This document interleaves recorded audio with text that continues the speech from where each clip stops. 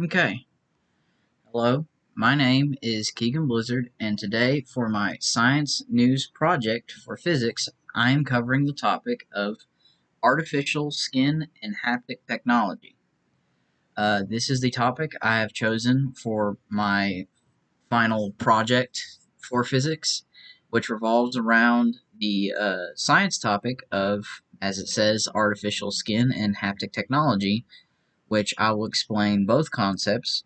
But to give a brief explanation, they are technologies that allow a user to feel objects that aren't really there, or essentially hold objects that they aren't actually holding. Thank you for listening today, and I hope you enjoy the presentation. So, to begin, the future is here. Feel things that are not really there. As immersive technology has evolved, doing seemingly the impossible has become possible as the limits of the past are being broken by scientists and engineers. Thanks to innovations in haptic technology, it is possible to create artificial skin that allows the wearer to feel objects that are not actually within their possession. This tech can be used in a multitude of ways, most of which I will cover during this presentation, from entertainment to being useful as a tool for the betterment of humans in the future. So I'm sure some of you are wondering, well, what is haptic technology? What does that word haptic even mean? And how does this relate to something called artificial skin? Well, what is haptic technology? Haptic technology is described as being any technology that relates and interacts to one's sense of touch. This means any technology whose primary function or gimmick is related to how it communicates to a user through their natural sense of touch is considered haptic.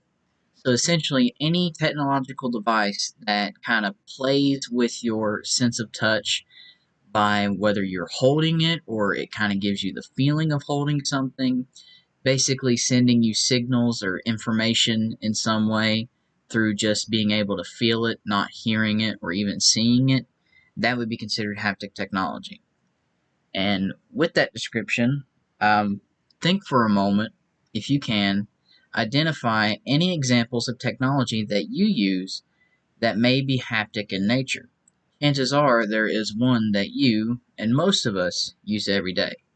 So, just giving you a moment to think about what kind of technologies do you use that kind of have a uh, touch sense way of communicating with you. So, after thinking about that, here are some examples of haptic technology. The most obvious, and the one I was referencing in that previous sentence about one most of us use every day, is cell phones. Most cell phones today come with a vibration feature, which is technically a haptic technology because it communicates to you by alerting you of some sort of message or notification or some other process by vibrating. You can kind of see this sort of as a strange way technology is communicating to you, like it's the equivalent of your phone touching you on the shoulder or rubbing you to let you know that you got a notification of some sort. Another common form of haptic technology is video game controllers. Many of us who have played a video game within the last 10, 15 years or so will have noticed that most video game controllers now have built-in haptic technology, this being the vibration of the controller. For example, if you're playing a video game and let's say when you get attacked in the video game, like your character gets hit, the controller may shake to simulate the feeling of getting hit. Interestingly, a new renovation in haptic technology also relates to not just any video game controller, but the one I'm used in this picture. Um, the controller pictured here is a PlayStation 5 controller, which is the new current PlayStation. And these controllers are built specially with haptic technology in the triggers, the bottom buttons there at the bottom of the picture. Um, an example of it would be when, let's say, if you're playing a video game and one of the features in the video game is you can draw a bow. Well, when you press down on the trigger button, it will actually push against your finger and it will feel like the resistance of a bowstring, which is another neat innovation for haptic technology in the entertainment industry. So those are some examples, and I think gives you a decent idea of what haptic technology means. Um, but the whole point of this technology, obviously, is to give you the sense of immersion. And what makes this unique to these kind of devices is its immersion through the sense of touch. As previously mentioned, the primary way these kind of technologies interact with you is through their ability to play with our human sense of touch. This is to create a feeling of immersion with the user to make them feel whatever the technology is attempting to make them feel through their touch. This is comparable to other forms of immersion technology, such as virtual reality, which plays with a user's sense of sight, or 3D headphones, which plays with their sense of hearing. So, yeah, the most comparable objects that I can think of that relates to kind of messing with your senses would be virtual reality headsets or 3D headphones that kind of play with your senses and make it feel more real. Haptic feedback technologies kind of give you this sense of playing with what you're touching. Like I said, with the controller, it feels like you're getting hit because it shakes. Or with your phone, it feels like something's kind of tapping you because it vibrates. It's all done to immerse you and to make you feel, in a strange way, more connected to the piece of technology because it's working with you on a more physical level. So now that we have a general understanding of what haptic technology is, what does this have to do with this artificial skin thing? Well, artificial skin is a new device that uses some of the most advanced haptic technology ever made to give the user a realistic sense of holding or touching an object that is not really there. This device commonly comes in the form of sockets that fit onto one's fingers, or entire gloves, both of which are fitted with small tubes that expand and contrast in reaction to an object. Along with a special fabric that moves with these tubes, this creates the sensation of holding a distinct object in your hand, as you can feel its weight, texture, and even, in some cases, its temperature. The main purpose of this technology is to allow users to get about as close as possible to getting the sensation of touching something without actually needing to touch it with their bare hands. So I will provide visual examples of what it looks like here. The left picture being the most common ideal of what it is. Most of the time, it comes in these little finger sockets that have tubes running through them that cause this contrasting and moving feeling, like when you touch something and it kind of presses against your skin. With the rightmost being a more advanced, almost robotic hand that puts pressure on your whole hand, giving the sensation of holding something. So essentially, this technology is sort of a kind of a strange way of giving the sensation of holding things without actually needing to use your actual hands to hold it. So I'm sure some of you are wondering, well, that's a neat idea and all, but what are the uses of such a technology? Well, initially, as I said, one may question what use for this technology is, outside of entertaining yourself because, oh, it's neat, I can hold something, but I'm not holding anything. Well, the usefulness of these devices become more evident when one thinks about how being able to simulate the touch of something can be used to improve many practices in the sciences.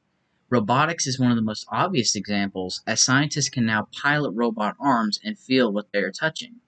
This relates to sciences such as space science or like deep sea science, where we have to send robots where we as people cannot go. So scientists can send robots into outer space or deep underwater in order to use artificial skin to feel objects they otherwise would have no possibility of touching, such as planets or underwater geography. Uh, Other examples could be like debris in space, special plants that only grow in the deep waters, of the sea, places we as people can't go to, and the only other possible way of touching would be to somehow retrieve it with, again, a robot. So this is sort of a way with cutting the time of having to take something or break something and bring it back, which can be extremely expensive, especially if we're talking about space, trying to bring something back from another space body or even a planet. This way we can just immediately get the feeling of that. And perhaps the most useful advantage of artificial skin technology is how it can be used to prepare doctors for surgery or even possibly reduce risks during surgery in the future by having doctors perform them with only robotic hands. So essentially, and this is something many of the articles I read brought up, how most of this kind of immersive technology is primarily used to train doctors because, as being one of the most important practices on earth and one that cannot have any failures, being able to immerse a doctor so well that even when they're practicing it feels like a real surgery can cause the performance that they'll be given in actual surgery to increase, especially if they get a sense of actually feeling around in a person's body when they're doing a surgery, or they actually feel the pressure of needing to perform at a great level. It kind of gives this kind of sense of this technology is important because immersion technology is important in general. And this can be some of the most advanced immersion technology ever made. So, while as cool as it is to think about what we can do now and at its most possible advancements, it's even more exciting to think of the future prospects this technology can create. So, though what has already been said to be possible is promising in its own right, the possibilities of what can come from further investment into this technology is just as exciting. So, in a way, I'm just as excited as for what this technology could help lend itself to in the future, just as much as I am about it existing in the present or even at all. So, one prospect that I've considered that could come from this technology in the future is its role in prosthetics for those who have lost their appendages. So, I want you to imagine a future where not only we could give those who have lost their hands robotic alternatives, but also be able to give them back the sensation of feeling objects, once again, through advanced haptic feedback devices. So essentially, what I'm saying is, even though this technology is a little bit out of our reach, being able to make those who have lost feeling or from appendages they've lost, I feel like if we invest in this sort of technology, we can give back to those who have lost this sense of touch. So essentially, just as prosthetic technology is advancing and we're helping people being able to use these appendages that are about as close as we can get to making actual arms or hands or feet, we can even somehow give them back the feeling, basically making, hopefully, the ultimate prosthetic, something that not only completely replaces a missing appendage, but is just as good as an actual hand, essentially giving back something they thought they would never have again.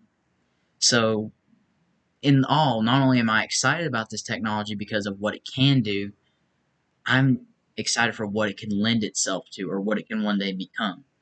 Such an amazing and incredible technology that being able to give something like that back to people is something I personally find inspiring.